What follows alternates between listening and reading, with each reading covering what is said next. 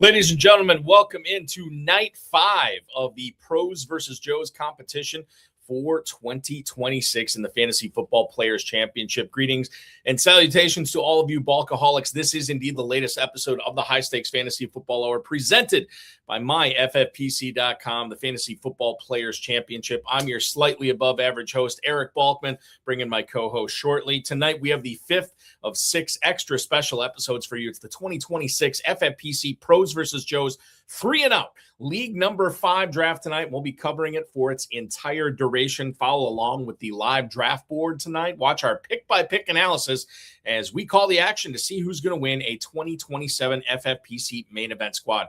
Shout out to the chat room right now. Post any questions you might have in there. You can connect with us on X at HSFFhour, at Eric Balkman. And, of course, Dave Terpoli can be reached at Dave Terp.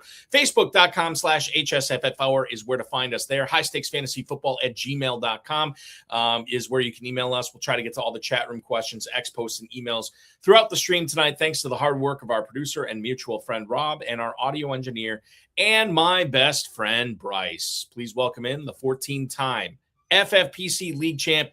As I said, you connect with him on X at Dave Terp. He is Dave Terpoli. Dave, good evening and welcome to night number 5, man.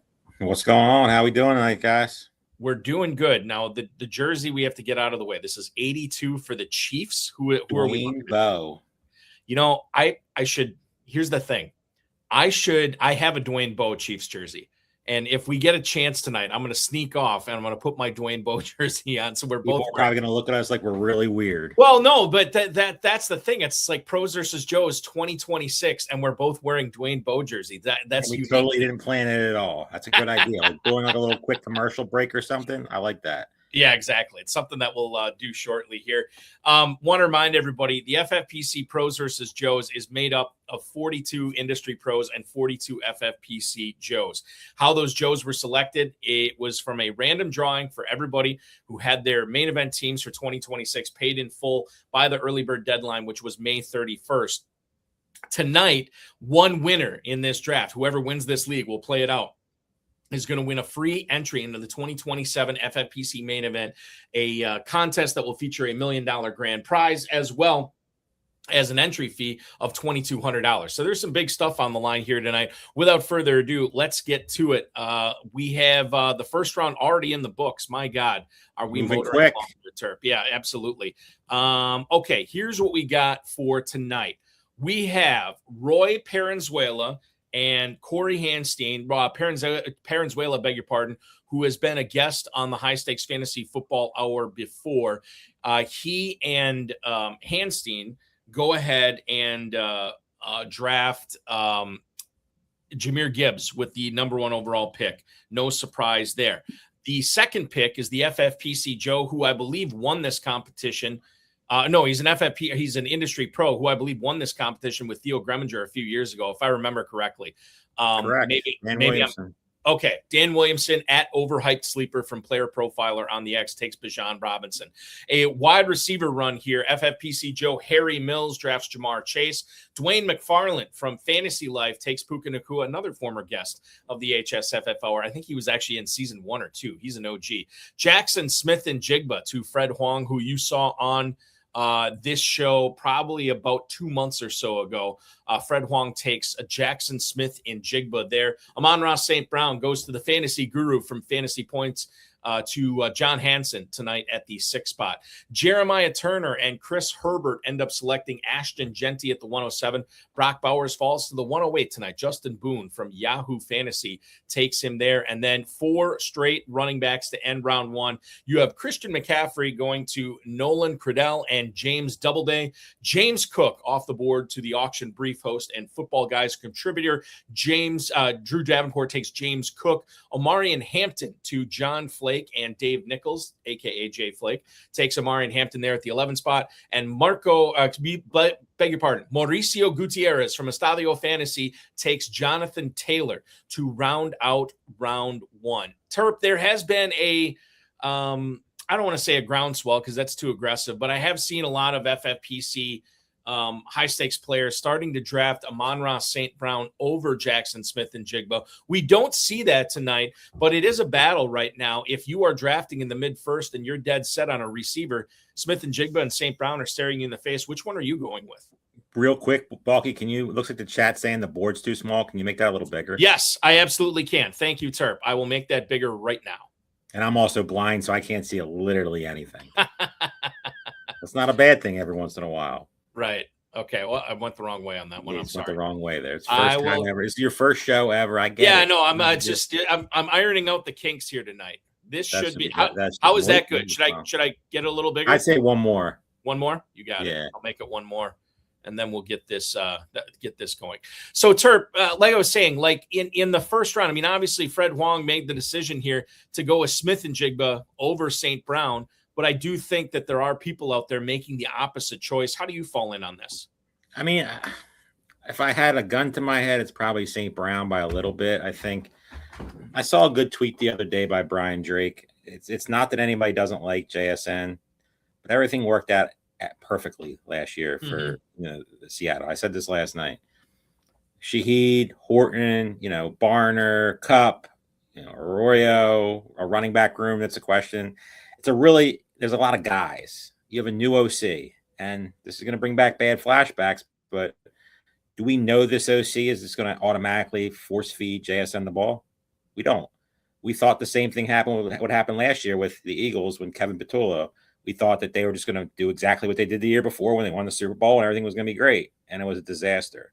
So when it comes to JSN, I love the player, love everything about him, but I could see a little bit of a drop off. Now, I'm not saying he's going to be a bust or anything like that, but St. Brown's is to me as perfect as you're going to find safe wise and still has that ceiling in the first round after the top four.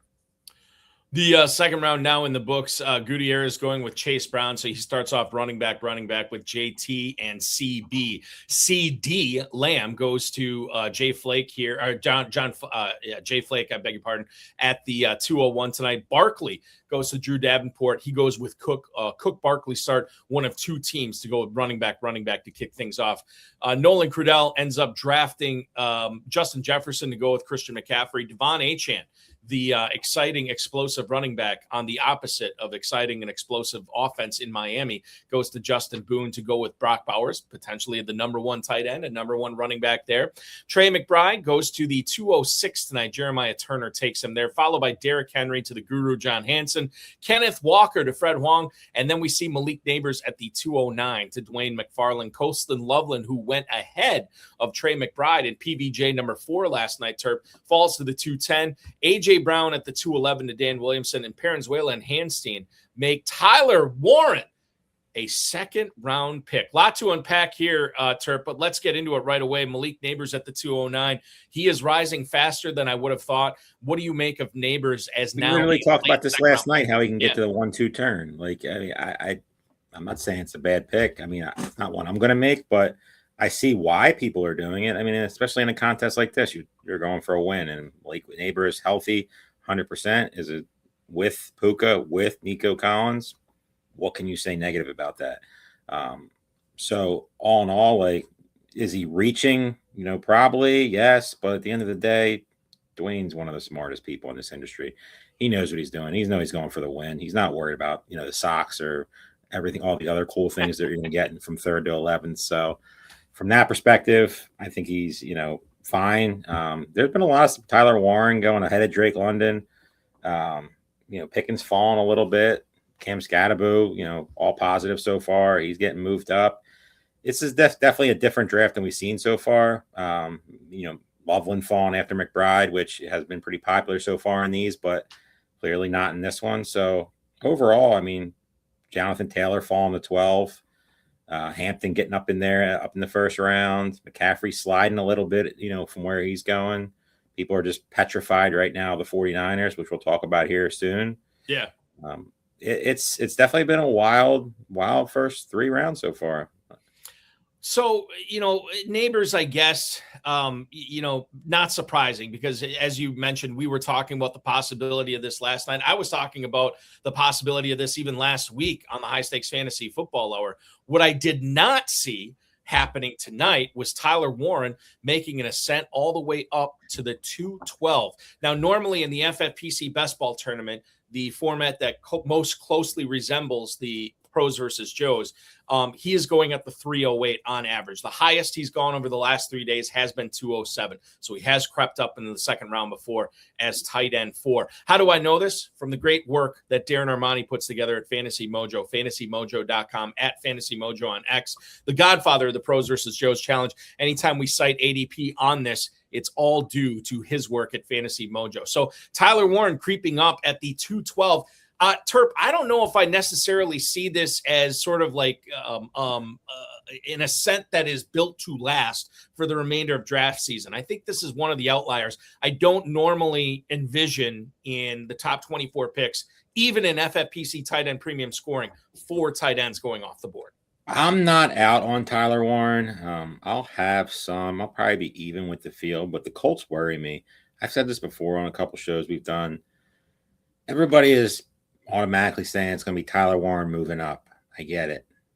Fine. It makes sense. He had a good year with Daniel Jones and then kind of fell off without Daniel Jones. It makes sense. Josh Downs is the hot name who's moving up draft boards. But kind of aren't they in the same? Like, I know people are saying Josh Downs is going to play on the outside, but is he? Are you sure? I know they got nobody on the outside, but like, are we sure that's going to work? And what happens if the whole dynamic of Keenan Allen gets thrown in there? If that, rumors come through, don't all 3 of them kind of sit in the same area where they should be good at? And they still don't have anybody on the outside. Alec Pierce should be back. I get it. But like, we don't know that much about Alec Pierce. Is he going to be healthy? Is he going to be 100%? Is it going to take some ramp up time? They don't have another guy. So it's like, I feel like, and Daniel Jones is coming off a major injury. Like, we don't know that he can come back and he's not going to look like Kirk Cousins did. It could be a disaster. And Jonathan Taylor is the one that's starting to fall because of it. Again, well, do I have a lot of Downs? Yes. Do I have a lot of Warren? Yes. But as we get closer to like, late gorillas and main event season, I don't know if I'll be on them. And it's not because I don't like the player. The situation to me is very, very scary. And when it's scary and all those guys could be in the same area, I'm probably out. I would have took Drake London there. I would have took Breece Hall, Nico Collins, probably a couple other guys over Warren. And I just think tight end's so deep this year that to me, there's not that much of a difference between Tyler Warren and guys who are going, 4, 5, 6 rounds later. I think he's one of those polarizing tight ends because some people will put him on that upper echelon of it and make it a big 4 at tight end this season. They're desperately trying to find that 4th guy, and that's fine. I get it. I mean, with FFPC scoring, you need to find, a tight end that you can't fall behind the 8 ball when it comes to that position, because there's people drafting 2, 3 of them, and if they're destroying you at the position, you're in trouble weekly. And when you're going for the big prize at the end, you got to have somebody that puts up a solid number. So they're trying to find that 4th guy. I just don't know if Tyler Warren's going to be that guy. I mean, is he going to be okay? Is he going to be serviceable? But does he have that ceiling that you're looking for in the second round? I don't think so. We have a question on the YouTube chat right now. Comes to us from Alexander Vajda 7308. How do people feel about taking Christian McCaffrey over Amon-Ra St. Brown and Jackson Smith-Njigba? Well, that didn't happen tonight, although it has happened in Pros versus Joes so far. Terp, how do you weigh that in? For me personally, I'm taking St. Brown. I'm taking Smith-Njigba. Why? Because I'm a weak man, and weak men look for that safety, that comfort in that first round. However, I do recognize the possibility that McCaffrey could have another bonker season. I thought it would have been interesting had Drew Davenport from Footballguys gotten an earlier pick. He was picking 10th tonight, but the Kings Classic at the FF Expo in Canton this past weekend, or the weekend before, I should say, he took McCaffrey at 4th overall. So I think it would have been compelling to see what he would have done. He would have definitely taken Christian McCaffrey there. I mean, it's almost impossible not to. Like, we all know the 49ers are pretty much going to put him in a bubble wrap, as we've talked about already. A lot of injuries, a lot of major, minor, whatever you want to call it, to some of these guys. Christian McCaffrey is their offense. Whether he breaks down or not, hey, we can all say, oh yeah, it's going to happen, and you might be right. You might take your victory lap, but if you're wrong, you're in big trouble, because we all know even a bad Christian McCaffrey game is 17, 18 points. Right. But that ceiling, we've seen it. And if you're getting that guy 10th, 11th, 12th in the first round, and let's just say, like, in the FFPC, we all know about the free look. What if he clunks the first game? And people are like, "Oh, I'm right. I'm just not taking it." Where's Christian McCaffrey going to fall? I love that as we get closer to the drafts at the beginning, when you start seeing that dynamic get thrown in there. Because now you got 2 games before a lot of drafts, and it'll be interesting to see what happens. We are welcoming on our first guest tonight, ladies and gentlemen. We were just talking about not the player he took at 10, but the player he took at the Kings Classic in Canton a couple of weeks ago. He is having his work over at footballguys.com. You can listen to the Auction Brief podcast anywhere you get podcasts. He is the inventor of par sheets, beg your pardon. He is a 3-time Kings Classic auction champ. And of course, because he's been a practicing attorney for 2.5 decades, it's where I'm getting all my Rashi Rice and Josh Jacobs offseason analysis. At Drew Davenport FF on the X, please welcome aboard Mr. Drew Davenport. Drew, good evening. What's up, fellas? How you doing? What's up, Drew? We're doing good. We're excited to have you on tonight. Yeah, I mentioned your Kings Classic squad taking McCaffrey at 104. You would have loved that. You just missed him by 1 pick tonight, settling for James Cook instead. I thought I was going to – I'm like, am I going to get Christian McCaffrey at this point? Like, I don't really want to do that again. I mean, but hey, I did that a little bit in the Kings Classic just because I'm just not that great of a snake drafter. And so I told myself I got to change up what I do a little bit. It's just not my forte. Auctions are my thing. I don't do a lot of snakes. So I said, let me switch things up a little bit and let me go for it here, because it's a 14-teamer. If you have a guy like that who makes a difference like that, then I think you got to go for it. That's just, I threw caution to the wind. I'd normally be a Puka guy there. In the last 5 years, I'd take Puka there. But this time I went for CMC. Yeah, and I totally get it. Tonight you take James Cook in the first round. I saw actually a blurb from Footballguys newsletter a couple of days ago that Cook is actually, and the Bills running backs in general, catching more passes than perhaps they had been working on at this time last year in training camp. Man, if James Cook is able to get over that 40 catch mark, or maybe gets to 50, 60 catches this year, Drew, you could be sitting pretty with him at 110 tonight. Boy, I sure hope so. And it's been one of the enduring mysteries of the Buffalo Bills offense, why they don't want to throw the ball to him more. He's just such an explosive player, and he does his work on the ground. But, man, if you get him into a reasonable spot, like you said, with that amount of catches, boy, it's going to be a lot of fun. I hope they do that. I hope that's not just preseason coach speak, but, we'll see. That's what I'm banking on. This format is going to reward, swinging a little bit more for upside. So I'm hoping that's what happens with Cook. The last 2 picks you have made, well, quite frankly, Drew, the last 3 picks you've made have been 3 of my favorites so far this year. Barkley at the 203, Olave at the 310, and then you get my guy, Jalen Waddle at the 403. Not my guy. He's everybody's guy. You're on the clock right now at 510. Tell us what's going through your mind. Yeah, right now, because I'm so balanced, the world is my oyster here, because I'm not thinking about a quarterback quite yet. I'm not that excited about the value there. So it's really going to be running back or wide receiver. Devontae Adams has shown up on the top of the board, but I'm just not that interested.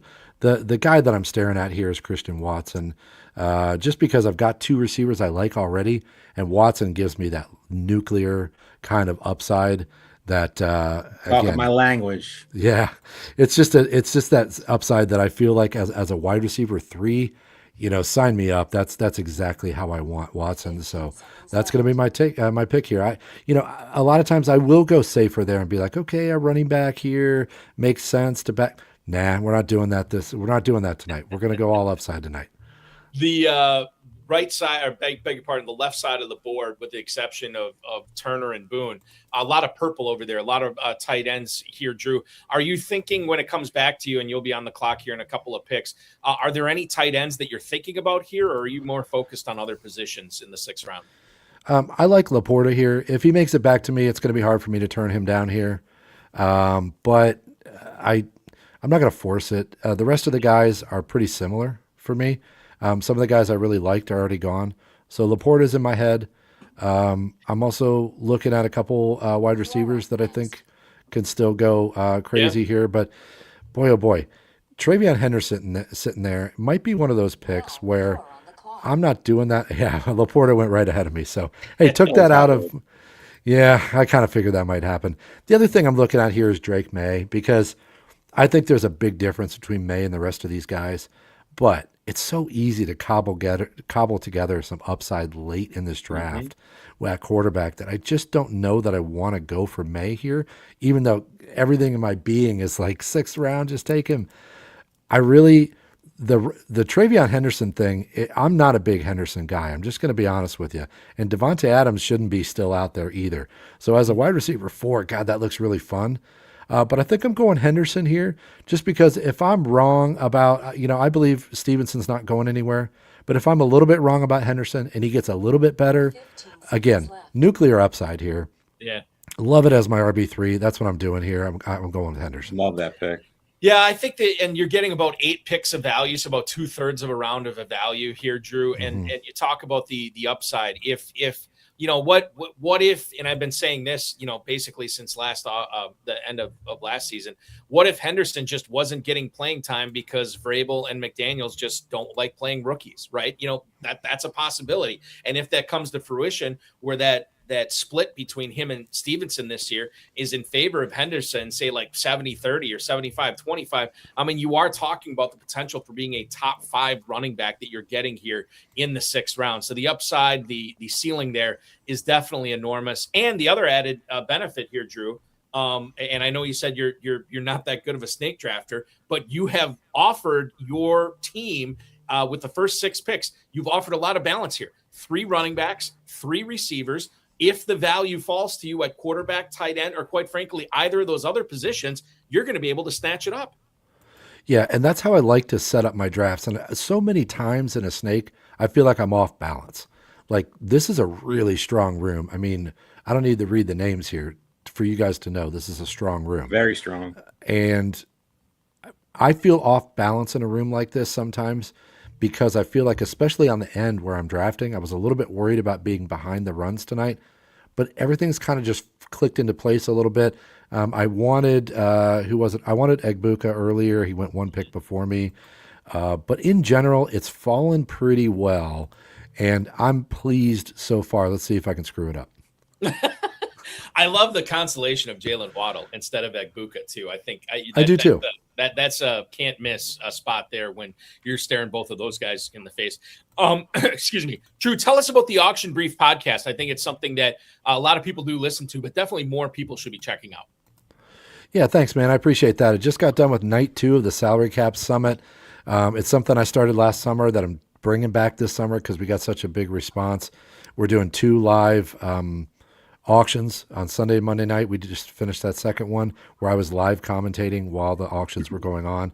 And then tomorrow night we have an auction panel. That's all from the Auction Brief. It's kind of sprung out of that. So you can find the Auction Brief anywhere you find podcasts. And we talk about auctions almost exclusively on my solo shows. Now I have guests on, and those guests, we talk about everything. But on my solo shows, I'm mostly going to be auction talk. And I don't think that there are many podcasts out there. I think there's 1 or 2 other ones floating out there that do it. And we just need more of it. I'm not saying snake is bad. I'm not saying auction's better. I'm just saying we need more of it. So. And you're doing yeoman's work there, obviously getting that done too. And what do you call that? Like this sort of side pie, like conversations with Drew, or what is it? Discussions with Drew. Discussions with Drew. I knew there was an alliteration there, and I did. But I'm in love with alliteration. It's been fantastic too with all the guests that you've been bringing on there. So that's really good as well. And I will say too, the stuff, the legal stuff that you offer on your X feed, and obviously on the Auction Brief has been fantastic. I know you've been at the center. I wouldn't say the center, but you have been my go-to guy, as I think you are the go-to guy for many people following up on this Josh Jacobs stuff. Have you sort of changed the way that you're looking at this at all since it happened? I mean, this was going back to late May now. We're here in early August. What are your feelings on Jacobs right now, who, by the way, tonight in this draft goes at the 309 to Nolan Cradell? Yeah, I think that I keep telling people, I'm guessing that the reason Jacobs keeps going late is people are still concerned about him. And that's a valid, reaction. Because what I've said all along is I think he's going to be okay. but I don't know what's going on behind the scenes. And people, what the Rashee Rice thing came out of nowhere because he takes his deal and he was working on diversion behind the scenes. Now, I will say, I put that out there as a possibility. Like there could be discussions going on that we don't know about. And that's what happened with Rice. But I was a little bit blindsided. And so Jacobs, it could be the same thing. We could have discussions going on behind the scenes that we don't know about. There could be evidence that's being presented that we're never going to know what they're putting out there. So I would just say this, that I think he's going to be okay. But there is a non-zero chance that we wake up sometime in the next 3 weeks and he's either suspended by the NFL for a few games or he has charges filed against him.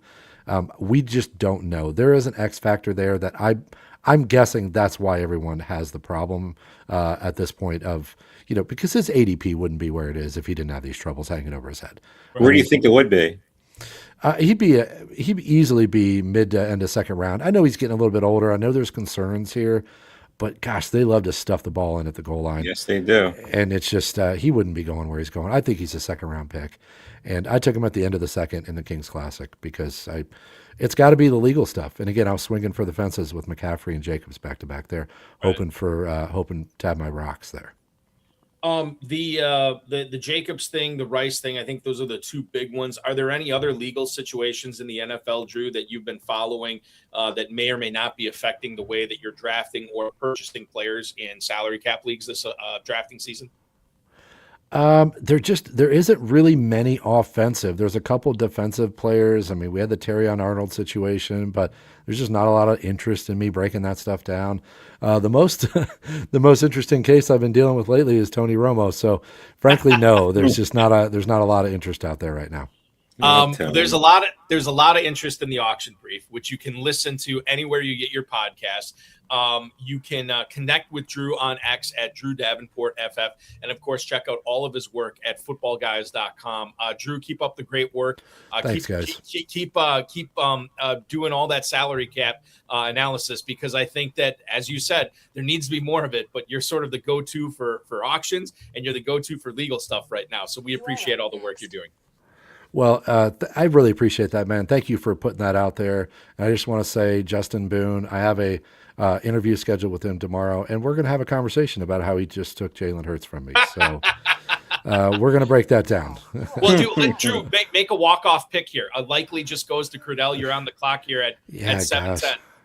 And Hurts just got sniped by Justin Boone. Yeah, it's frustrating. I'm not in love with the receivers right now. I think they're going to be there. I'm not in love with the running backs. I don't really want to take Ramondre Stevenson when I have Henderson. I don't love anything right now. So Jalen Hurts, I'd pinned my hopes on Jalen Hurts. I tell you what, I'm going to do something a little unconventional. I'm going to go for Jonathan Brooks here at the end of the seventh. All right. So shoot for the moon. Yeah, I mean that's the theme tonight. That's what we're doing. So we're always shooting for the moon when we have the opportunity to talk with auction and legal luminary in the fantasy football space, Drew Davenport at Drew Davenport FF. Drew, thank you. Enjoy the rest of your draft. Good luck, man. Hey, thanks, guys. Appreciate you having me. See you, Drew.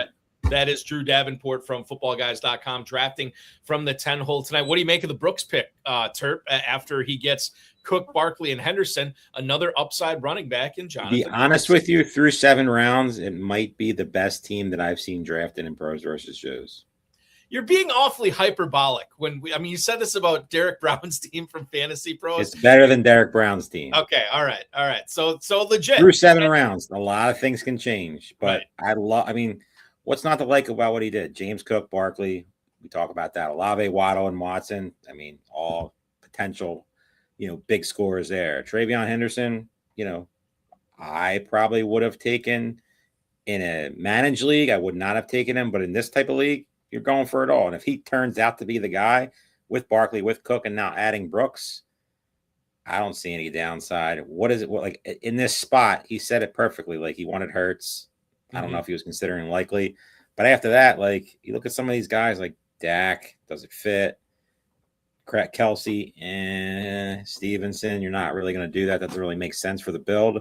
There's obviously some other guys here that are going to come up that you like, but I feel like Brooks is a perfect pick there. It's a really good draft through 7 rounds. We'll see what Drew does too, because he has the opportunity for some stacking with Tyler Shuck later on, with Olave at the 310, with Jordan Love later on, with Christian Watson at the 510. So he's got definitely some openings at quarterback that he can deal with, not now, but later on in the draft. We only have 9 quarterbacks off the board right now. The run's coming, you know that. Right.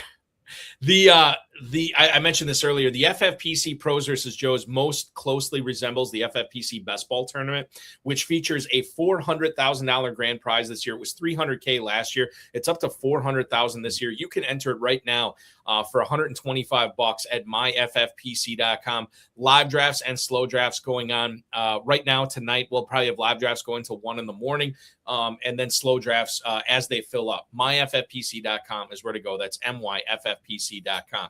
Terp, I'd love to read an X post that came across my feed about 5 hours ago. I was about to text you and be like, you know what? I'm going to take the night off, but my buddy Dan Williamson was in here, and that's the X post. It's from you at Dave Terp. I thought about taking the night off, but then I saw Overhyped Sleeper was drafting and couldn't miss the chance to see what is going to cook up. Well, let's go to the chef himself. In the kitchen right now at the 2 spot is the Overhyped Sleeper himself. You know him from Player Profiler, hosting the Dominator podcast. He is Dan Williamson. Dan, how's it going, man, tonight? Hey, what's up, guys? Good to see you, man. Terp, I had to make you work, man. You were taking the night off. I'm like, I can't. It's been a long Pros versus Joe so far. Farrell missing yesterday. I was like, maybe I'll just have Jake or Aiden step in for me. And then I saw the I had you in here, I had Drew in here, I had Dwain in here, mostly you, but I can't miss that. I can't miss and so far you haven't really put me in a position where I want to rip your team. I have a question for you. We'll get there, but so far I like what you've done. Oh, that's good. It's a much older team than what I usually draft, but that's the way it's kind of coming to me. So we're doing what we got to do. And I was very disappointed, Drew, just taking Brock Purdy there, who would have fit my team so well. What? Well, let's talk about your team that you've drafted here so far tonight. Bijan Robinson at the 102. You get AJ Brown here at the 211. I feel like he's been slipping a little bit in drafts, but you still have full faith in the brand new New England Patriot, Dan.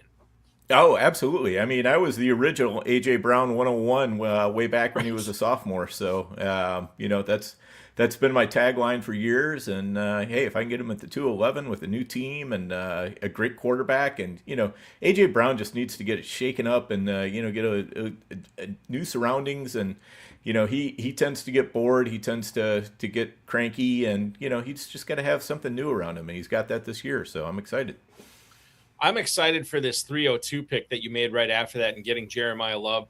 I think what I've been thinking about this lately over the last week or so, Dan, is we could look back on Love being drafted in the 3rd round of FFPC drafts. We could look back on that in December and look at what he's been doing this year and be like, why was this guy not being picked in the 1st round?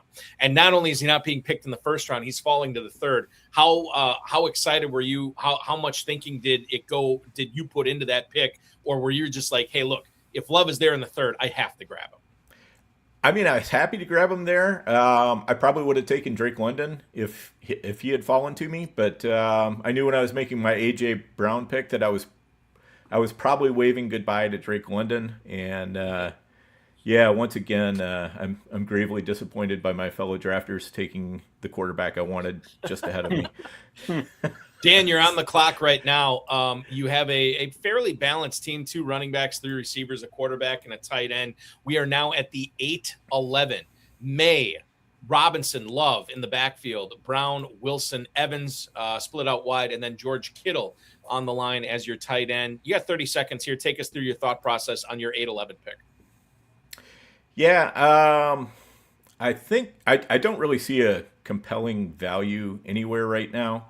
And I know that Team 1 has 2 tight ends already, but still, I think I'm going to take Dallas Goedert because I think he's going to pair pretty well with George Kittle. He's going to try to make me happy. I knew why you were popping on here at this perfect time. Take my Eagle. And butter me up a little bit. It's interesting because Dan, you now join Parenzuela and Hanstein at the one spot as the only two teams with tight ends. There's kind of a nice little warm fuzziness about that, where you don't have to worry about that position when seemingly 10 other teams now have to be concerned with it. Right, exactly. And I had one in my hip pocket that I still liked, even if somebody had taken Goddard from me. So I'm happy. I feel like Would you take that guy here? Would you take the third? Would you take a third tight end? You are the tight end whisperer, so like my question is, so you should be getting him late. Terp, he's getting him late since he's the tight end whisperer. You are the tight end whisperer. I do have questions about George Kittle though. Yeah. Whenever you get done your pick here, I want to ask you about George Kittle, because he's out of all your picks, he's the one that I probably have the biggest questions on. So after your pick here, I would love to know where your thoughts are with the obviously coming back from the injury. Obviously, it's a tough time to be a 49ers receiver or skill position player with the injuries. So the host of the Player Profiler Dominator podcast, Dan Williamson, joining us right now, about to make his pick at the 9:02. Drake May as his signal caller. He's got Bijan Robinson and Jeremiah Love making up his backfield. A trio of receivers: A.J. Brown, Garrett Wilson, Mike Evans, and now back-to-back tight end picks with Kittle and Goddard. Dan, tell us what you're thinking at this 9:02 selection. Well, I'm thinking I don't love the running backs here. I don't really love the quarterbacks here. And I don't really love the wide receivers here. So we're just going to go ahead and triple up on tight end. What the hell? I was going to guess the name before you put it out there. I love it. I absolutely love it. 3 straight tight ends. Dan, if you're, and I know you're not in this situation because you're the guy taking the 3 tight ends, but have you ever been in an FFPC draft where you see somebody do this and you only have 1 tight end or perhaps no tight ends? What does this sort of do for you when you see another team do this? Well, usually for me, it does nothing because I am very comfortable taking tight ends at the end of the drafts too. So, but I will say that tends to be more in redraft. When you're talking best ball, I think it's a little bit more important to get some guys you can actually count on. 3 in a row is unusual for me, but yeah, I'm hoping this puts some pressure on some of the other drafters to start cranking out a little bit of purple and drop some guys down to me. I like doing this in best ball. I would never do it, obviously, in redraft or gorilla or anything like that, just because, like you said, there's the receivers here kind of running backs are kind of I think receivers deeper, especially in best ball, and then quarterbacks, I feel like you'll have options, to get to 2 more guys probably. But the tight ends, or at least in my opinion, there's a drop-offs coming here to the next tier, and I think it's a big drop-off after maybe 1 or 2 other guys coming up. Yeah, there's a lot of guys late that I know you like and I also like, but I think this tier right here is a really, really good tier. The Goddards, the Kincaids, the Andrews, the Kincaids, even Kelsey in some regards. Mm-hmm. I really, really like that tier this year. I like that tier more than the Fannin, Kraft, Pitts tier, Laporta tier. Terp, what was the issue you had with Kittle, with Dan taking him? My only question with Kittle is obviously, like, he's a guy that most people wrote off early in the draft process. Now everybody's starting to move him up. Obviously, he's a freak of nature, and he's a guy that can win you a league himself. We all have seen it before with, sprints where George Kittle gets you there and he's the guy you got to own. But obviously the injury risk is a big, big worry, and he's coming off a big injury. Does that worry you at all? Is that more of a best ball pick, or is that something you make it definitely in a redraft type of situation? Yeah, I'd make it in a redraft situation too. The way I look at it is this is a discount on Kittle that, we haven't seen, since really he burst onto the scene. And we're getting it on injury discount. The dichotomy of Kittle is, this guy like heals like Wolverine, but he also, is made out of glass, so he gets injured so easily. You don't know what you're getting. But this is one where you got to push your chips in. And Kittle is a push your chips in type player, especially paired up with Mike Evans. 2 old guys who've definitely had their injury issues, but I'm hoping, pretty much at least every week one of them is pumping out a really high score. So if that's the case, I'm probably going to be okay. Dan, the pick that you made at 6'11", Drake May, 4th quarterback off the board, would you have still chosen May if you would not have been able to get A.J. Brown in the 2nd round? I think he was, that was a pretty good spot for May, no matter what. I would have considered maybe Marvin Harrison there. I've been out on Marvin Harrison pretty much all draft season, but I'm starting to climb back in a little bit against my better judgment, probably. So I wasn't too disappointed when Team One took him and forced me a different way. But I think Drake May makes a lot of sense there, just because we're coming around the 6-7 turn. The quarterbacks were really going to start flying off the board. Probably I would not have gotten to push him around to the 702 since the Team One took a quarterback as well. I'm sure they would have probably taken May, given the chance. So, I feel pretty good about where we're sitting there.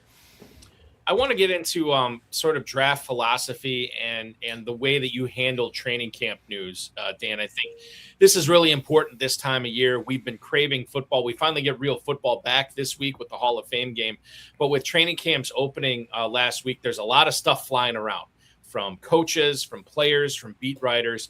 And I think we are desperate as fantasy players to be able to react to that news, but react to it properly and with the proper amount of force. You don't want to overreact to anything, but you also don't want to underreact to anything.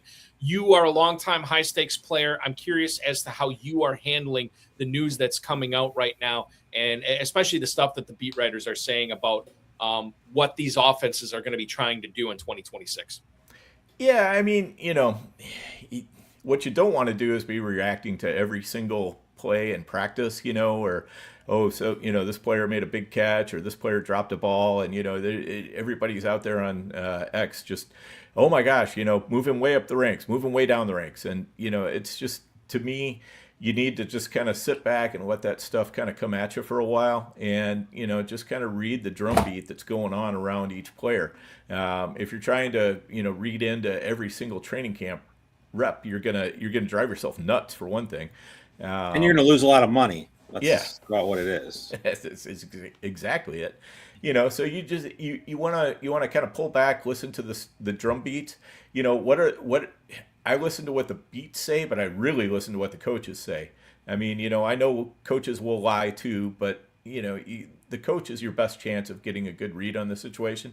And sometimes it's not just what he says, but how he says it. Sometimes they're damning players with faint praise, going, well, he's he's doing pretty good at this particular skill, but he's a rookie, he's got a lot to work on, and people grab onto that. Well, he's doing pretty good at whatever it happens to be, and they don't look at the rest of the quote. And for the most part, people are grabbing quick blurbs off of Twitter. They're not really. They're not getting the context. I like to get a little bit deeper, go back to the source, listen to what the coach said, in the interview, and find out, what does he really think about this player? Because a lot of times, when you dig in, you find out that, what's coming up in that blurb isn't really exactly, what the coach thinks about the player. Dan, if you, let me frame this in a way that, let's just assume for the sake of argument, there was a running back that you liked at the 902 or a wide receiver you liked at the 902. Would you, would you have been okay with Kittle and Goddard as your only two tight ends in this, or would you have still wanted to add at least a third one onto this team? Oh yeah, with Kittle there, I mean, I think a third tight end is an absolute necessity. He's not one of those guys that you can count on, but you don't have to spend a lot to get that third tight end. You can move down the board a good ways and still get a pretty good one. Let's see. I'm going to stick with my older and injury-prone ways here. And J.K. Dobbins. Here we go. I love it. The 40th running back off the board. He is your number 3 running back. But, Dan, I do think there is a lot to be said about, what he was able to do last year for Denver, and sort of like them deciding to bring him back again this year, despite Harvey, and despite drafting Jonah Coleman. Dobbins might be in for a bigger workload than some other people are thinking. Yeah, I definitely think so. I think he's probably going to be the main workhorse of this offense. I think a lot of the touchdowns are likely to go his way as long as he stays healthy. Sean Payton made it pretty clear that he was, he was very happy with Dobbins, wanted him back pretty bad. And let's see. Dan's back on the clock right now after Parenzuela and Hanstein have taken Baker Mayfield and Matthew Golden. Dan now on the clock, 50 seconds to go. We are starting the second half of the draft, motoring right along here tonight. Dan, what are you thinking? Tell us your thought process and who you are considering here at 11:02. Yeah, it's time to hit quarterback, and one of my favorite players that drops pretty much every draft, Jared Goff. I mean, I just don't understand. He plays in a dome. He's got a coach that loves to have him throwing the ball. Jahmyr Gibbs is holding out right now. Yeah, so holding in. Yeah, holding in. Excuse me. Yes, pardon my French. But no, I think people just they let Goff slip because there's not a lot of the rushing numbers, right? Are not there. He's not sexy, but. He's not sexy, but to your point, dome, an offense that I think gets underrated. Doesn't matter if they're up by 2 points or 42 points. They keep their foot on the gas the whole time. He's got great weapons around him. And, oh, by the way, a fourth place schedule for Detroit this year. Doesn't matter. Their defense stinks. Their defense stinks, and it doesn't even matter if they're killing the other team. They're still going to be putting up 30, 40, 50 points, which is great about getting the Lions in 2026. Yeah, exactly. You want to have as many players from high-powered offenses as you can have, and for the most part, that's what I've tried to do here. Jeremiah Love maybe doesn't fit as much. Garrett Wilson maybe doesn't fit as much, but they're going to have huge shape pieces of a pie of maybe a lesser offense. But again, that piece of pie should be really, really large as long as they stay healthy. When it comes to Jeremiah Love versus Breece Hall, was it even a question?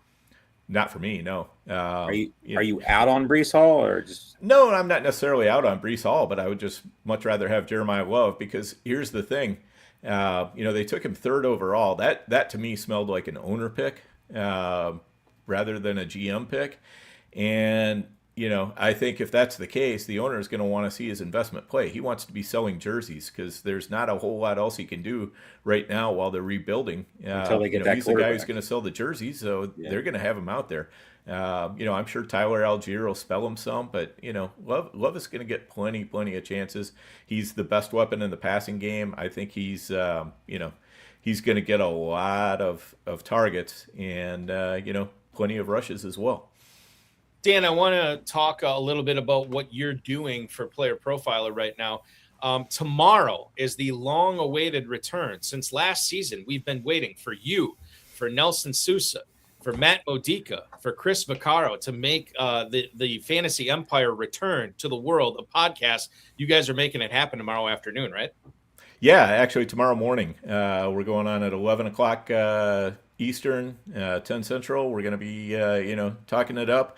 We all decided that, we needed to fire our scheduling managers because, we just couldn't seem to get our act together all at the same time. Vaccaro's going on vacation, then I'm going on vacation. Nelson's got something going on, so it's always something. But mostly me and Vaccaro, though. We kind of had back-to-back vacations with not a lot of time between, so we just decided to push it off. But we're ready to hit it hard now. Dan, where did you go this year? I was just up in Woodland Caribou Provincial Park. I was supposed to go more on the Minnesota-Canadian border on a canoe trip, but apparently the whole park was on fire, so couldn't go there. So not safe. Not safe to canoe in a fire. That's something they taught me back in Boy Scouts. It's does not come highly recommended. So we ended up going about 250 miles north of the Minnesota-Canada border. So we're way up there. Not quite land of the midnight sun, but boy, it got dark late. Yeah, I can imagine. The Fantasy Empire podcast returns tomorrow. Are you guys going weekly then now throughout the season? Yeah, we'll definitely be going weekly. Scattering some drafts as well during drafting season. And the Dominator will continue unabated. I've got Scott Pianowski coming on Thursday, so we'll have that one rolling as well. And I'll continue to add guests there and probably do about one of those a week now that the Empire is really rolling. So yeah, a lot of content coming up, and I'm excited about it. I mean, this is the time of year that really get the juices flowing. For sure. For that content and to keep up to date on all the content Dan is producing at Overhyped Sleeper, drop the final E off Sleeper, and you can find him on X there. You can find him in a lot of FFPC draft rooms. Obviously, Dan, we wish you nothing but the best of luck for Pros versus Joes, as well as all your leagues this year. And I'm sure I'll see you in Las Vegas at Planet Hollywood again. Oh, absolutely. I'm so looking forward to that. Definitely my favorite week of the year. So we'll see you guys there, and thanks for having me on. You got it. Dan Williamson, the Overhyped Sleeper from Player Profiler, host of the Dominator podcast, as well as a co-host of the Fantasy Empire podcast. Let's face it, he steers the wheel on that show. Really 1,000, but he keeps them all together. Yes, exactly. So good stuff there from Dan Williamson tonight as he makes a few picks on air. You love to see it for sure. The chat room, by the way, is on fire tonight. Appreciate all the comments there. Keep them coming. If there's anything, sometimes when I'm talking to guests or whatever, I miss something in the chat. Or I missed something in the draft. If there's something that you want pointed out, definitely do that in there. I want to remind everybody, too, the Fantasy Empire podcast, when that comes out tomorrow, it is really a podcast dedicated to high-stakes fantasy football. And one of the things that they do talk about on there throughout the season is the FFPC main event, one of two contests that the FFPC has for $1 million grand prize. Remember, if you are joining that now, we had a live main event go off tonight. I think we got a live one scheduled for tomorrow. Basically, live main events every single night until the start of the season. And we have slow drafts going on for probably at least the next 3 or 4 weeks as well. MyFFPC.com is where to go for that. And once you register your first team, you are eligible for a $600 discount for every main event team you purchase after that, which is a fantastic deal. Jump in the $6.5 million prize pool right now and take your shot at $1 million with the FFPC main event at myffpc.com, myffpc.com. The latest pick we have off the board is Dwain McFarland from FantasyLife, taking Kenyon Sadiq as his number 2 tight end behind Tucker Kraft. I was big on Sadiq in drafting prior to the NFL draft this year, Terp. I've cooled on him a little bit now that I know he's on the Jets, but I still think there is some upside there with improved quarterback play and the fact that he might be the number 2 option in New York. I'm definitely still intrigued with Kenyon Sadiq. He goes as the tight end 21 tonight. I'm intrigued with the talent too. I mean, looking at where I wanted him to be drafted, it wasn't the Jets, but same story as, bad team, should want to develop rookies, get, Cooper and Sadiq out there, see what they can do. Obviously they're in the quarterback, carousel, just like Arizona.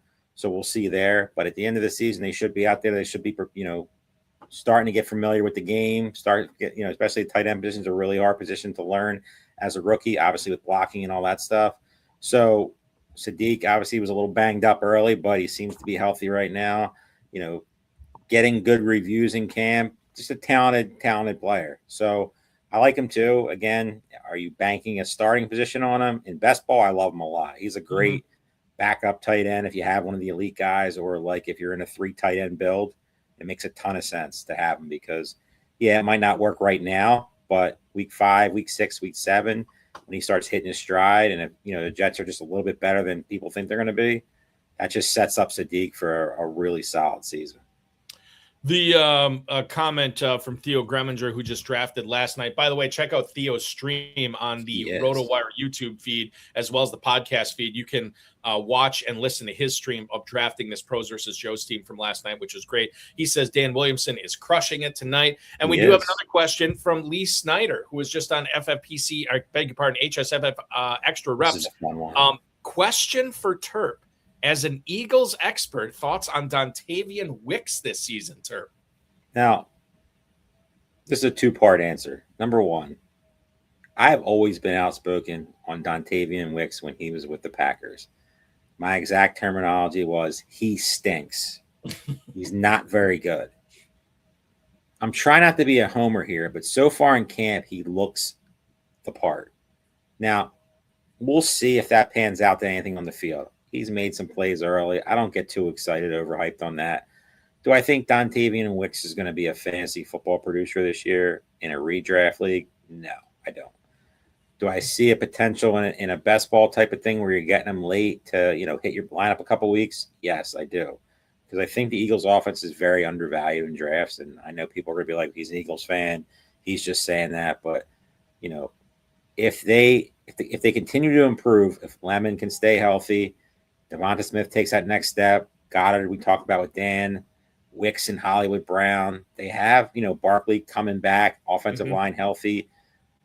It's all up to Hurts. It's all up to the OC to figure out a way to get more explosive plays. Last year was like literally taking forks and poking your eyes out when you're watching that offense with the talent they had. They have a ton of talent. They have a lot of different things that they didn't have in the past. What that means to me is a guy like Hollywood Brown. Do I think he's a great NFL receiver? No. But one thing he can do that the Eagles haven't had in a while is stretch the field. He can get down the field. Outside of Devonta Smith and A.J. Brown, what have they really had? John Dotson, okay. Dallas Goedert. They're more like intermediate, a little bit 20 yards down the field. These aren't a lot of guys who are going to run a lot of deep shots with speed. Yeah, I know A.J. Brown, Devonta Smith, but they're not burners. Hollywood Brown's a fast dude. And if they can get him to open up that field more, is he going to play every down? No. But a guy like him and a guy like Dontavian Wicks, I like him in best ball. I do too. I 100%. It makes sense. And it seems like he's really buying into everything, which is something that it seemed like in Green Bay. You're the Green Bay guy. He was always like talked about and hyped, but like didn't ever seem like he really ever bought into what they were trying. Like maybe he didn't play enough snaps. The rotation kind of annoyed him, but it seems like early on, it seems like he's looking the part. So we'll see if it pans out.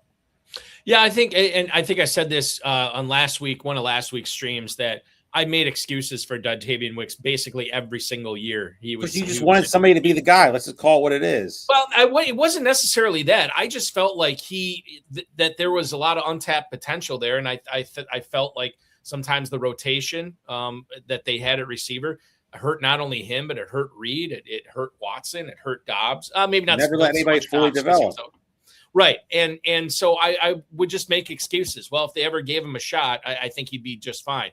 And now he should get a shot in Philly, especially if Lemon gets off to a slow start, which I don't know if he will or not, but certainly Wicks is going to factor in to that offense this year. And the new OC, Sean Mannion, got a first up close look at him the last couple of years when he was in Green Bay. We move on here tonight, Terp, and I want to talk about Justin Boone's team. Speaking of Makai Lemon, who was drafted at the 908. Justin Boone from Yahoo Fantasy is selecting his team from the 8 spot tonight. He ends up going with Hurts and Willis, probably like my most popular combo on my fantasy teams this year for quarterbacks. I agree. And then at running back, Achane, Kyron Williams, DeAndre Swift. He has not hit running back since the 5th round. Receivers are plentiful. Pickens, Parker Washington, Metcalf, Lemon, Michael Wilson, and Diggs. And then, of course, Bowers and Terrence Ferguson at the tight end position right now. When you look at Justin's team, he's about 2/3 of the way through. He's obviously loading up on receivers. Little surprised he hasn't added a 4th running back yet, but if Achane hits, maybe he doesn't need one. Yeah, I mean, the running back room is a slight question, but, with Achane, obviously the questions we know, we talked about it, will Malik Willis dump it down? Is their offense is going to be dreadful and they're just not going to move the ball? I just love Achane, the player. I don't draft him a ton, but that doesn't mean I won't have enough. Kyron Williams, we talked about. DeAndre Swift's a guy that, it's hard not to like this year in that offense. Mm-hmm. I would have added some depth pieces, probably instead of – I love a lot of his picks. Like, it's really hard to, like, trash a pick. Like, all the guys he's drafted, like, I don't really have any downside to him. Like, I would probably have mixed in a Keaton Mitchell or a, Jordan Mason somewhere, or Chris Rodriguez or somebody like Tyrone Tracy as a 4th guy, as a little bit of a buffer, because now you're just kind of taking handcuffs right now, and that's fine. There's no downside. You're just betting on the 3 guys, but the rest of his team is really good, and it's a very, very well drafted team, and it's hard to find any holes because you got the stack in Philly, you got kind of a stack in Miami. You're taking Bowers, you're betting on Achane. It's a really, really well-drafted team. HN, I think it'll be interesting for people, and obviously this isn't a chop format, but you think about the chop leagues that FFPC has where you're not drafting for ceiling, you're drafting for floor, basically. You just don't want to be the lowest scoring team in the league. And I wonder how HN would how people would feel about drafting him early in that, especially if he gets off to a rotten start. Chop leagues available now at myffpc.com. That's myffpc.com. As long as you don't finish as the lowest scoring team in your league, every single week of the season, you are guaranteed to win your league. Play for free FFPC main event entries, free Big Gorilla entries, or just cold hard cash. Those leagues start off at $35 at myffpc.com. That's Justin Boone's squad, one that we like there, and we'll see if he attacks running back here with his final, 7 picks, I want to say, and see how many he adds there. I just real quick, off of Justin's team. Terp, I still like the Diggs pick at the 1205. I know he's been rising up a little bit as we get closer to the start of the season. I've said this to many once he people. signs, I think he's go ahead. If you everything you said is spot on. It's really hard to Diggs a Debo. Like, I'm not sitting here saying draft him in every draft, but you got to have exposure because there's no downside. Okay, is there ever a chance that Diggs doesn't sign with somebody? No, 0%. Unless he does something off the field, which is always a possibility. But him and Debo moved up.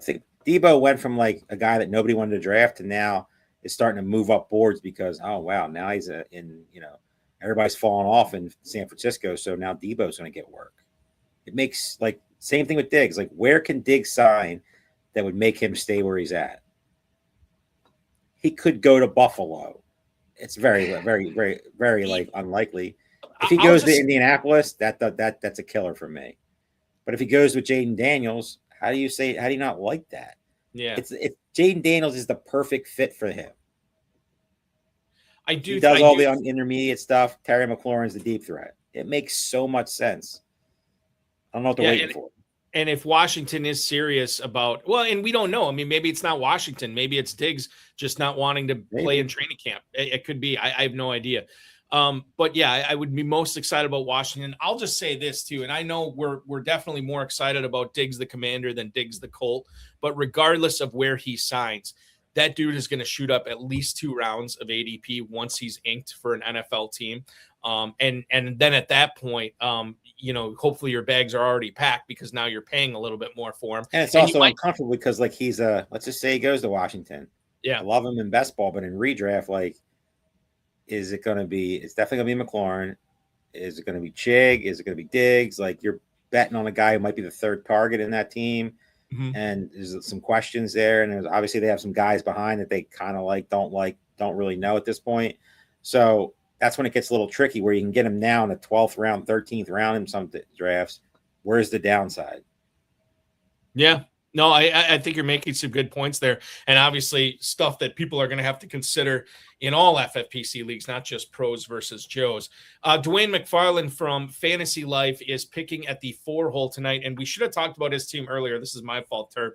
But what he did was 0 RB in a best ball format. He does not take a running back until the 6th round when he gets Jadarian Price. He has since added to that backfield with Harvey, Krosky, Merritt, Spears, and Sampson. The tight ends are Kraft and Sadiq. I know we touched on that briefly. And then Daniels, Love, and now Aaron Rodgers as his quarterbacks. But the meat of the draft was the 4 receivers he took early. Nakua, Neighbors, Collins, Burden. He gets Downs in the 8th round as well. So Dwain McFarland's team filling in nicely here. What do you make of his start, ignoring running back until the 609? I love it. And every 0 RB team is very not for the safe. It's not. People that do it are certified serial killers. And I mean that in the nicest way possible because there's so many things that can happen. And like, let's just say you start off with those 4 guys and then you tap Tucker Kraft. What if there's a running back run and like a crazy one that goes after you? You could be sitting there looking at like Parker Washington, Marvin Harrison, Cardinal Tate, guys like that. And you're like, oh man, I can't really take them. Or am I going to push up a quarterback to get there? So, like, when you do it, if it falls, which, I mean, I don't love his running backs, but it makes sense with the build. I mean, with those 4 receivers, like, if you told me I could just take those 4 receivers, obviously if Neighbors is healthy, and place them on every one of my teams, I'd be thrilled about that. Just to fill in the cracks, getting Tucker Kraft, who's obviously been a riser, Jaden Daniels, who, if he's healthy, is a top 5 quarterback. Price, who has the perfect fit in Seattle with obviously questions with Charbonnet and then 2 guys who are kind of journeymen. Then you're still adding Josh Downs. The other guys, RJ Harvey, it's hard to tell that story. JCM, I'm starting to tell that story a lot more because I'm starting to hear that drumbeat a little bit in Washington. And then Spears and Sampson, like it'll be tough to find 2 guys every week in that group.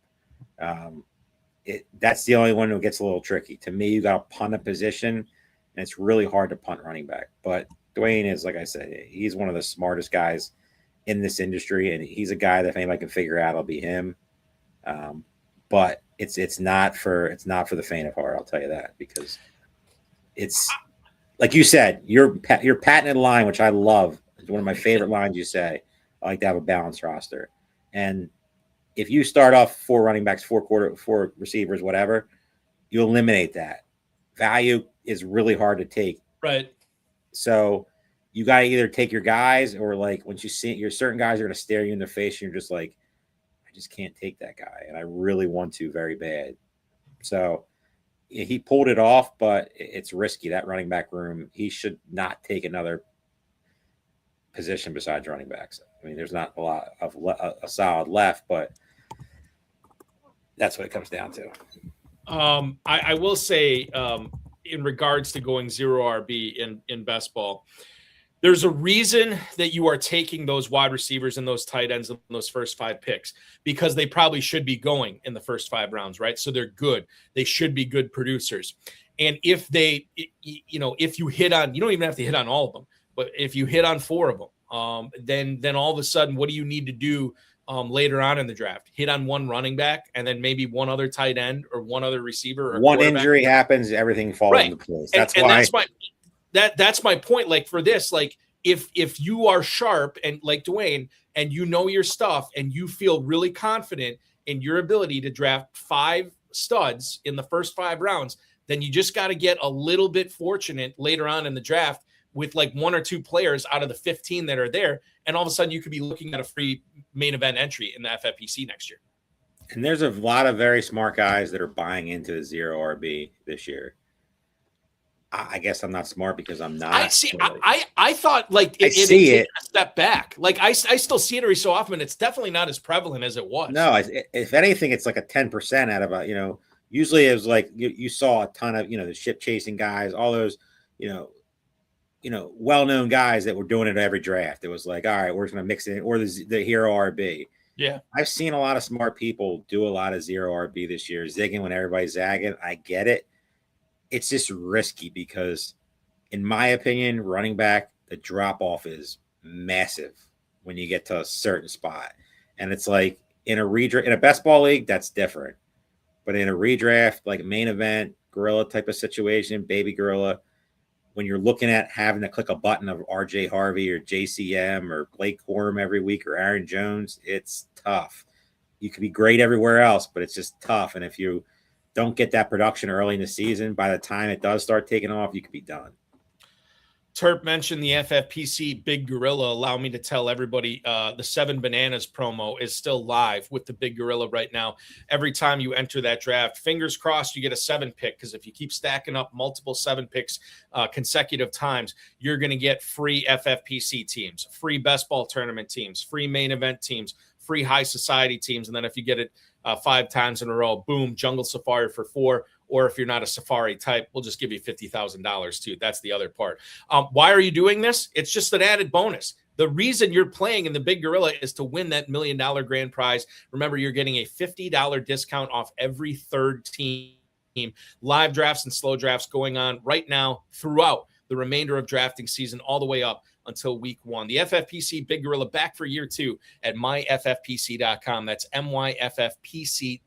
We go back and we're sitting here now in round 17. No, round 16, the tail end of round 16.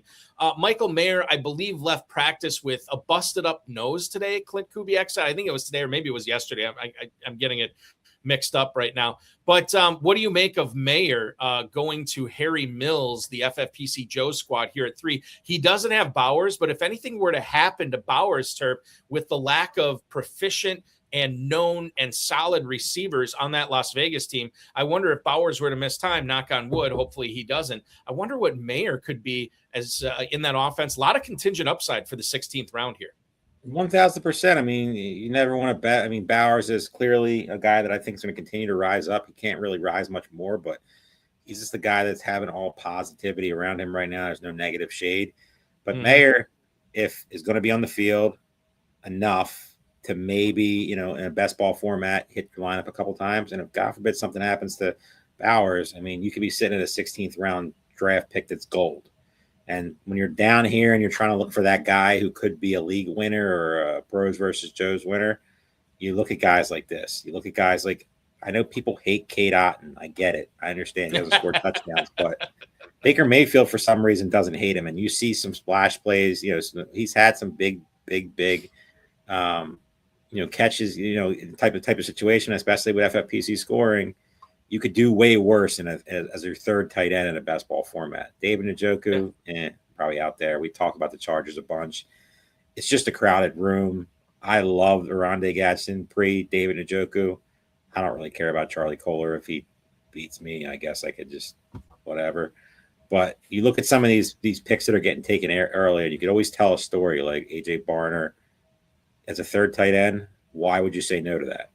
Like, what's the downside? He's probably going to get your lineup 2, 3, 4 times. Maybe he hits it a little bit more, and if it does, that's only going to catapult your team up the rankings because we all know injuries happen and you got to get guys who are going to be on the field and who are going to give you something. And some of the biggest mistakes people make in best ball is they take the shiny new toy and the shiny new toy gets them zeros all year. That's a mistake that I've personally made a bunch. You see them all. You see every year. It's like, oh, this guy's going to be great. He's going to be awesome. And he's a 0 until week 13. And by week 13, you're on the beach. And it doesn't matter. I think the best advice for people who want to go with those young bucks, those unknowns, those mystery boxes, those door number 2 is probably play FFPC Dynasty Fantasy Football. Yes, sir. I will look at what Roy Parenzuela and Corey Hanstein did here in the 16-17 turn. A pair of Allens, a pair of rookies, Cyrus and Katron, 2 guys that are definitely going high in FFPC startups right now. FFPC Dynasty startups and Empire Dynasty startups. We have both live and slow options for you. They start at $100. They go up to 5,000, and you can let these rookies marinate on your team until they're ready to contribute.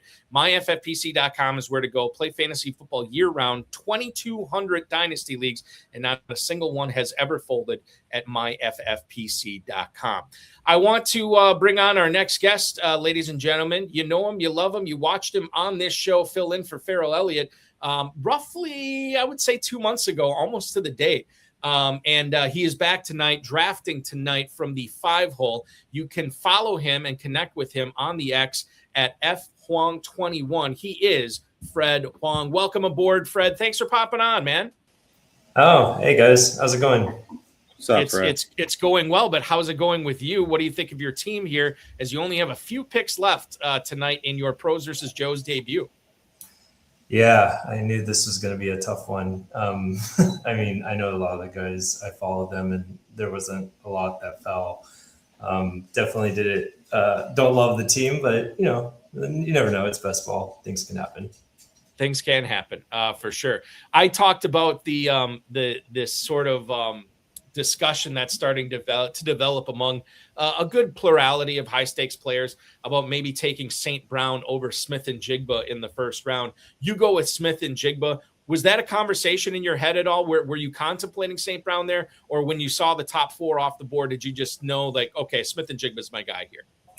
Yeah, the top 4 is kind of chalk. So the draft usually starts at 5 and there's, kind of 4 guys that I've seen go.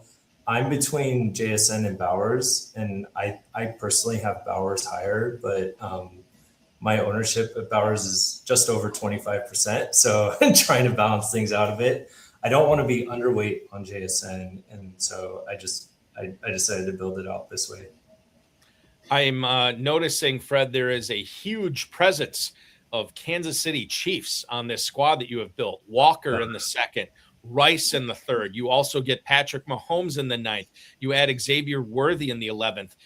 Was this sort of just, I don't want to say planting your flag, but just kind of saying, okay, if I win this thing, it's going to be because of the Chiefs here? Or are you a really big believer in that offense taking a big step forward in 2026?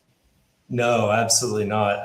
I am a Raiders fan, so this has been a painful one. I think the quarterbacks, I've been doing more redraft lately, and obviously in best ball, the quarterbacks go a little bit sooner. So I think the plan was to take like Drake May or Jaden in the 6th, and then Bucky fell pretty far. I've been like really off Bucky this year. So end of 6th, it was kind of one of those kind of adjustments I made on the fly. And then, quarterbacks quickly went after that. So Mahomes is kind of the guy there, had Walker, had Rice, so kind of stacked it up a little bit.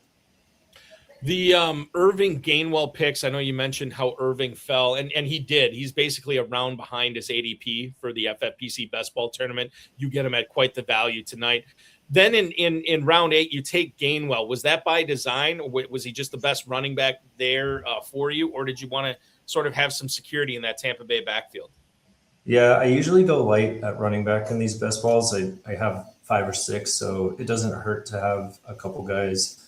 Gainwell was my highest rated guy there. I don't love getting 2 from the same team. In the bigger tournaments, when you're out with thousands of people, you never want to take the cuff. But this is essentially a 12-man league, so you can kind of get away with it, and they're both going to have a role. So,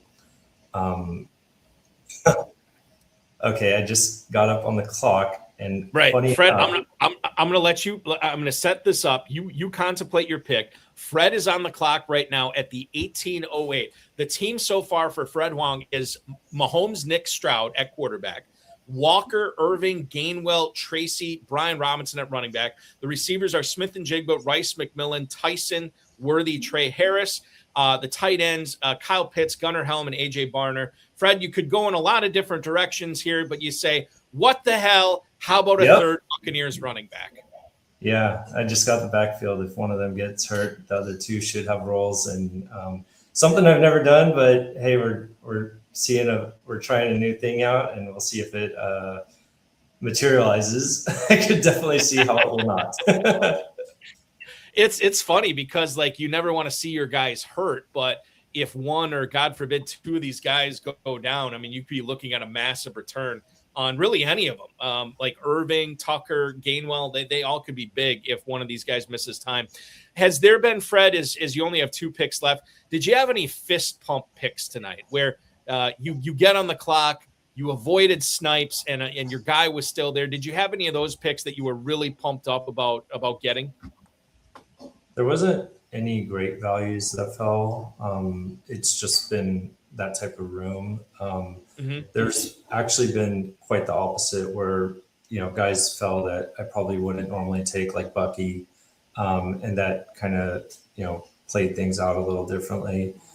So I would say in the second round, I kind of wanted to go Loveland there, but Ken Walker falling, it was like the last of that running back tier in my mind. So kind of played things on the fly, and I don't know, like Helm, AJ Barner, they're fine. They're decent in that late.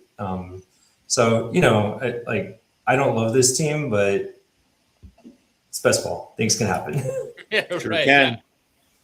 Yeah. Fred, we sent out the early draft slots for the FFPC main event on Sunday afternoon, right around there.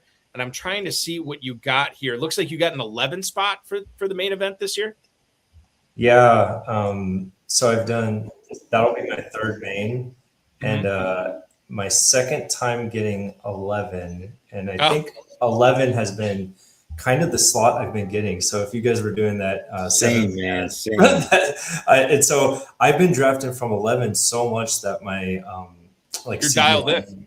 CD Lamb, Barkley, Hampton, I've got a lot of exposure to those same guys. So I was really hoping that I guess I just got to do more drafts and try to get my exposure up to get some more. Yeah. Jalen Noel is your pick here at the 19 spot in a Houston offense that I think will be a little bit different this year. The offensive line is better. CJ Stroud is another year older. I know they've been talking up Higgins and Noel there in is it Noel or Noel? I always mix it up. It's whatever you want it to be. Okay, well, yeah, we'll do Noel tonight. What are your thoughts on his role in Houston this year? Is this simply like you're hoping for a few spike weeks out of this guy in the 19th, Fred? It's a backstack. I liked him as a prospect. I think he went later in the draft than people were thinking. But it's pretty crowded in Houston. I mean, that's a team that wants to play defense and run the football. So you got Higgins, you got Nico, you got Dalton Schultz, Noel, Tank Dell will be back. So it's not really a team I've been attacking a lot of. But in these best balls, you kind of like having the stacks at the end. So, I like building these out, and I won't spoil the last pick, but try to get a few of those. And typically I do that more on the tournament ones. I guess this isn't as important to do that, but he's a really good player. He was, I think he fell a little bit further than people thought in the draft. So if the opportunity does come up, if they're in some game scripts that I'm not predicting, he could be good. 86th receiver off the board, and he belongs to one Fred Huang here. Jalen Noel at the 1905. Fred, thanks so much for coming aboard tonight. I wish you nothing but the best of luck, not only in winning Pros versus Joes, a loaded Pros versus Joes, where I mean, you even told us not a lot of values falling tonight. We'll see if your team's on the level and one of the elite ones at the end of the year to see if you can buy your way for free into the 2027 main event. Until then, we will continue to follow you on X at FHuang21. Fred, thank you so much for hopping aboard, man. We really appreciate it. Yeah, thanks for having me. And I'll just say this, Dan, Dwain, JB, like these are the three of the people I follow the most, and they're all fantastic. So are all the pros and the Joes in this one. So no surprise that it's a really sharp draft. Yeah, for sure. Well, you were one of the sharp ones tonight, Fred. Good luck with that final pick. Good luck the rest of the way. Thanks, guys. See you, Fred. You got it. Fred Huang, former guest of the High Stakes Fantasy Football Hour, a couple of former guest co-hosts of the HSFF Hour a couple of months ago. Good to have him aboard from the 5 spot here tonight, telling us what he thinks about his squad and the remainder of the squads here in this Pros versus Joes number 5. We look at the Mike Washington pick here at the 1908. Justin Boone takes him. I think it was last week, Terp. We saw that Mike Washington was actually getting first team snaps with the Raiders. Could he be more or a little bit more than just a simple a guy behind the guy in Las Vegas behind Gentry? There's been a lot of positive press about him, and there's been no talk about everybody else. I mean, at the end of the day, I would be shocked if Ashton Gentry didn't get a ton of carries and Washington was more just like a supplementary guy. But I mean, we saw what they did in Seattle with under Kubiak. They didn't ever run any of those guys into the ground. So is there a world where Washington gets a little bit more snaps than you think? Yes. And where he's being drafted, it's just like when you get down to this in these late rounds, no matter what format you're drafting more on speculation. Mm-hmm. And you can easily tell yourself that a 19th round handcuff can make a ton of sense if you draft Ashton Gentry or you don't draft Ashton Gentry, because all these other guys are going right in the range. I think Washington is going to be the best pick at all of them because, yeah, maybe he just doesn't pan out. He's a rookie. He doesn't know how to pass block. We can go down the list, but he's going to get some work early. And if he can perform and show what he can do, he's going to stay around. And again, there's nobody else that's been talked about behind him. So Gentry's the guy, but Washington's the guy that is sneaky and the guy that I've been, adding a little bit more lately. Boone follows up the Washington pick with Eric All here at the 2005. That was 2 picks after Mac Jones was selected by one Drew Davenport. He gets Purdy and he gets Mac Jones on this. And if you say, listen, I love Mac Jones, I'm a big Alabama fan, why is he being disrespected and going in the 20th round? Well, if you don't like that, check out the FFPC Superflex Best Ball Tournament, a tournament that will feature Mac Jones not going in the 20th round. Quarterbacks get a lot of love there, and it's just $35 to enter. $100,000 grand prize. You can draft live tonight. We'll have live Superflex best ball tournaments going until 1 a.m. Eastern time this evening. Slow drafts will start as soon as they fill as well. It's a lot of fun, and you can win $100K for just $35 at myffpc.com. That's myffpc.com. Wrapping things up tonight, coming into the home stretch of this Pros versus Joes number 5 draft here. Terp, my normal co-host for the HSFF Hour, a guy who will return tomorrow, and you know how he feels about Chris Bell. I and Jeremiah Turner ends up taking Chris Bell here tonight. Jeremiah Turner and Chris Herbert from the 7 spot. I had the opportunity to draft him in a best ball in Kentucky today, and I decided not to. I just don't know how much he's going to be on the field recovering from that torn ACL. And I know if he does offer anything, it'll probably be at the end of the season. I just don't know if I'm willing to soak even a late round roster spot in that. How do you see Chris Bell's stats looking at the end of the year? I agree. I like the player. I think the player has potential. But in a best ball format, I think he could give you all zeros all season. He could be a guy that you add for $1, add for $2 in a redraft a couple weeks early and just like kind of let it play out. And maybe he, comes up and ramps up and they start, utilizing him at the end of the season. But it's just a tough story to tell to me. So Farrell loves Chris Bell, and I don't mind Chris Bell either, but he's a rookie. He's on a bad team. They're going to take their time with him. They're going to hold him, back as much as possible. And yeah, he might be an end of the year type of guy, but by that time, you could be dead. So, like I said, speculation ad in a redraft, a couple bucks before when you start hearing some positive stuff on him. But that's it for me. I love the fun little nugget that Dan Williamson is sending us off with tonight. He gets Drake May and Jared Goff from the 2-hole, and then Terpy adds a little Michael Penix and JJ McCarthy as the final pick for him from the 2 spot tonight. You got to love to see that. Dan did a great job tonight. I'll give him that. Yeah. I came on tonight to hopefully try to rip him, and in all honesty, I can't find a pick that I think is terrible. I mean, they're all. Maybe not Kittle's for me, but that's fine. But every other pick, I'm not the biggest Jeremiah Love guy. I probably take Breece Hall over him, but it's not like anything that's like crazy. But he had a really, really good draft. He had a lot of things fall to him, and he took advantage of them all. 2 of the teams that we talked about a lot tonight were Dan Williamson and Justin Boone squad from the 2-hole and the 8-hole. And FF, the real G Money, says Team 2 and Team 8 will battle for the championship in this format. So going to be fun to see Williamson and Boone butting heads as well as everybody else. I apologize. We couldn't break down every team tonight, but we did get to some of them. The Guru, John Hansen, I definitely wanted to get into his, and Mauricio Gutierrez, as far as the pros go from the 12 spot. I thought he had an interesting draft as well that's worth mentioning. So I'll mention it. Good job, Mauricio. Good job, Dave Tripoli. For hanging out tonight, the last 2 nights, no Farrell. We get him back tomorrow at 10 p.m. Eastern time. It's going to be a lot of fun at Dave Terp on the X. Until tomorrow, Terp, thanks so much and enjoy your Monday evening. See you tomorrow. You got it. That is Dave Terpoli, the 14-time FFPC League champion. That's going to complete our stream tonight. By the way, I don't know if you noticed this before, but Terp did mention the baby gorilla as well. And I told you about the big gorilla. The baby gorilla is something new this year. $125 to enter. Perfect entry point if you've never played high stakes fantasy football and want to compete with a 6-figure grand prize. The baby gorilla features managed leagues, lineup setting, waivers, blind bidding, picking players up, setting your lineups, everything like that. In the baby gorilla, it's the exact same as the big gorilla, just $125 to enter that and $100K grand prize. Register now for live and slow drafts at myffpc.com for that.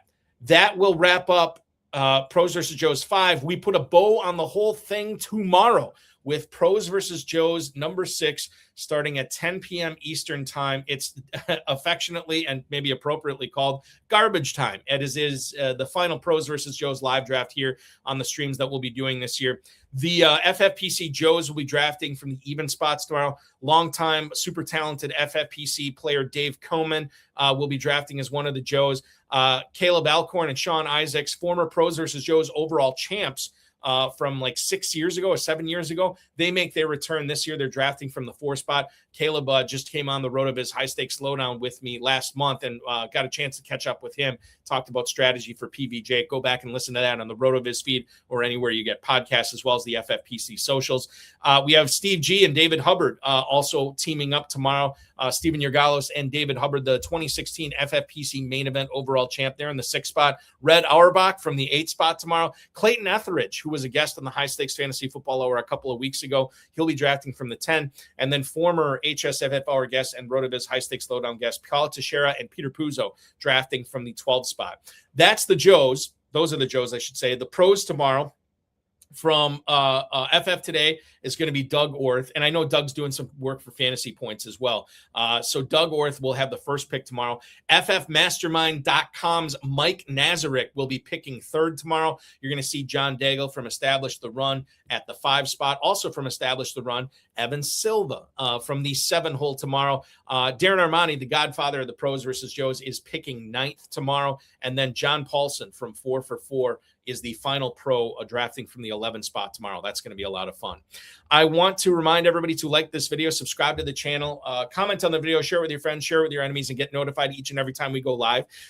If you're not familiar with the FFPC podcast, the first Tuesday of every month, except when we have pros versus Joes going on, I host the RotoViz High Stakes Lowdown Tuesdays at 10 p.m. Eastern. That goes weekly when the NFL season starts. The High Stakes Fantasy Football Hour is weekly year-round at 10 p.m. Wednesday nights, as is the spinoff podcast, HSFF Hour Extra Reps. That goes live Friday nights at 10 p.m. Eastern time. And of course, you can catch me right here on this same stream Thursday nights for FFPC Insider Access from 7 until 9 p.m. Hanging out with a lot of the pros that you've been watching draft over the last couple of weeks who've come on as my co-host on there.